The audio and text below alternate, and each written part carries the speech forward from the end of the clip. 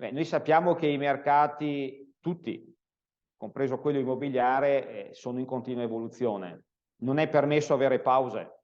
I mercati sono velocissimi, l'agente immobiliare deve avere la capacità di conviverci senza tralasciare i propri valori che lo contraddistinguono.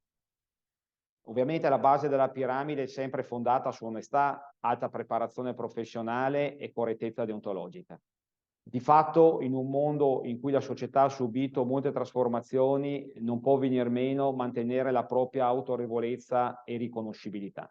Di conseguenza rimane un obbligo morale ed etico che deve essere trasferito con una comunicazione sincera che definisca il professionista un comunicatore da ascoltare con attenzione e piacere. Non vi è dubbio che nel lungo termine, in effetti, gli effetti saranno sempre positivi e riconosciuti per la propria nomea e facilmente identificabile come seria ed unica.